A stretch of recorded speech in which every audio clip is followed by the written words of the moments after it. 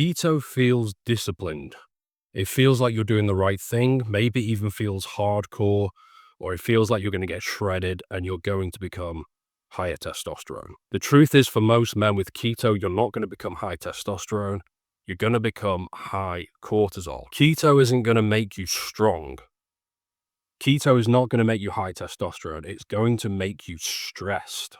Stressed men don't produce lots and lots of testosterone. So lots of men over the past decade or so have been defending keto because it gives them some sort of identity, a sense of identity.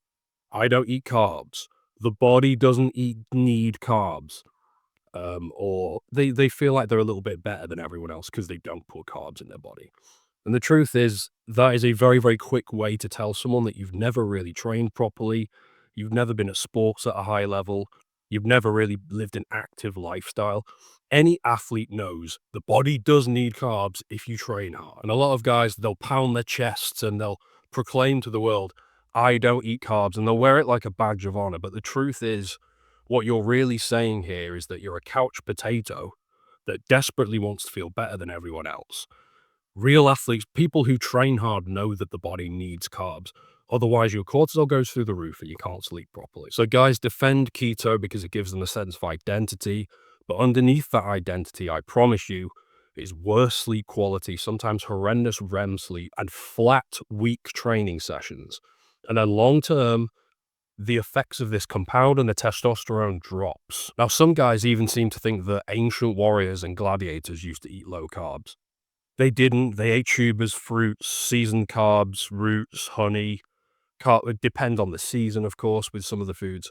But they ate carbs whenever they were available because they knew that it was fuel. What these guys didn't do, and they certainly never needed to, was chronically suppress their glycogen stores whilst simultaneously training really, really hard and not sleeping properly and not recovering properly, because that was that was destined to be a loss. That's a death sentence back then. It's the same reason that anyone who gets into the ring and has to drop weight and dehydrate themselves, they're weaker from doing that.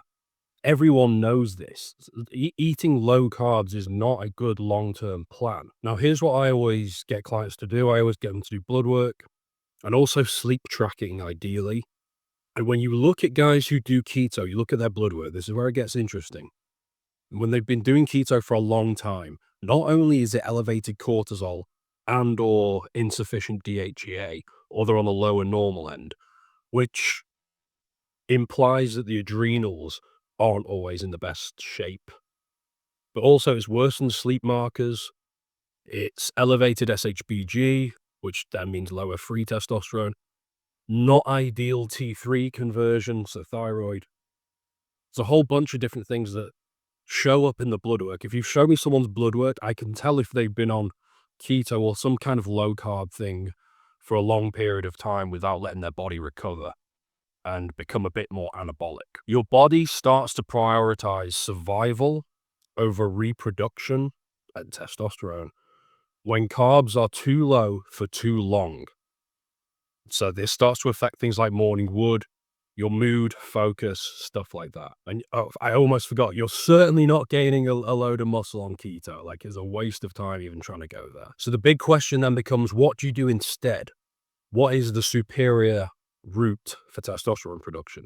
There's three big factors you need to keep in mind. Around training, so pre and post workout, you want carbs. Like strategic anabolic carbs. Don't just eat junk food, obviously. It needs to be strategically timed. Super important with carbs more than anything else. You want some sort of fruits or honey pre-workout and again post-workout. And then in the afternoons and the evenings, the second point for sleep optimization, you want some potatoes, maybe basmati rice. Potatoes will be better because they're nutrient dense. But you want some sort of slow digesting, high fiber carbs, ideally, maybe some veg in there, with plenty of protein, obviously, to stabilize the blood glucose overnight so that you can sleep properly, sleep better, and stay asleep. And the sleep is deep. Little bit of rhyming going on, but and then on top of that, maybe some fruit before bed so that your liver glycogen is high enough. If your liver glycogen gets too low, This is a problem. It starts to cause guys waking up at 2 a.m., 3 a.m. If your adrenals are messed up, if you're stressed out, this will make it happen as well. So it's not about binging on junk food. Not all carbs are created equal. It's about strategic consumption of carbs. So keep this in mind if you were ever tempted to do keto or you're doing keto right now. When your sleep goes up, your testosterone goes up. When your cortisol comes down, your testosterone goes up. These things are limiting factors for a huge percentage of guys. You've got to optimize these two. The two go hand in hand. They're not necessarily the same thing, but there are signs on someone's blood work. You can tell when they've been stressing their body through not enough carbs, and they've been dieting too hard for too long. You look at the adrenals, you look at the progesterone potentially, um, and the SHBG. You can reverse these things within a week, maybe 2 weeks at a push. It can happen a lot faster than that. It depends on the guy's age, but you can reverse this really quickly. That's the good news. Now, on the topic of cortisol and adrenals, I did a video recently called How to Double Your Testosterone by Calming the Nervous System. This is super important for like your evening routine, sleep quality, REM sleep. This is when 80% of testosterone is being produced. Very important. And men are getting more and more stressed out. 2026 is going to be even worse, most likely.